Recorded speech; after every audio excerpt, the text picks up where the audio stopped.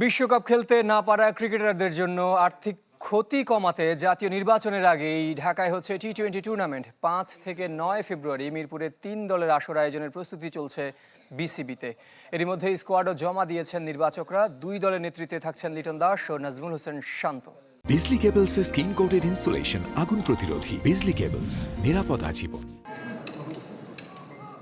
সরকারের সিদ্ধান্তে টি-20 বিশ্বকাপ খেলতে ভারতে যেতে পারেনি টিম টাইগার। টুর্নামেন্টে খেললে ম্যাচ ফি, বোনাস সহ বেশ কিছু আর্থিক সুবিধা পেত ক্রিকেটাররা। সে ক্ষতি কিছুটা পুষিয়ে দিতে বিসিবিকে নির্দেশনা দিয়েছে ক্রীড়া মন্ত্রণালয়। দেশেই আরেকটা টুর্নামেন্টের আয়োজন করার জন্য ইতিমধ্যে উদ্যোগ নিয়েছে। আপনারা ইতিমধ্যে বিসিবির মাধ্যমে সেই নিউজটা পাবেন। ফেব্রুয়ারির তৃতীয় সপ্তাহে শুরু হতে পারে বিসিএল ওয়ানডে, তবে তার আগেই মাঠে নামছেন লিটন দাস, তাসকিন আহমেদরা। বিসিবি সূত্র নিশ্চিত করেছে জাতীয় নির্বাচনের আগে ছোট পরিসরে হলেও একটি টি-20 টুর্নামেন্ট আয়োজনের উদ্যোগ নেওয়া হচ্ছে।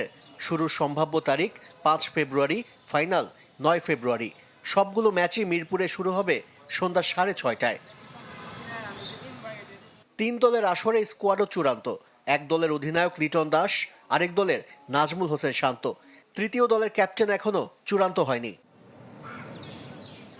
এর আগে মিরপুরে শুরু হচ্ছে ক্রিকেটারদের কন্ডিশনিং ক্যাম্প। রোববার ফিটনেস টেস্ট, সোমবার থেকে অনুশীলন। তবে বিশ্বকাপের মতো ইভেন্টে খেলতে না পারার আক্ষেপ কি এই টুর্নামেন্ট দিয়ে মিটবে? আশিক রুদ্র, চ্যানেল 24, ঢাকা।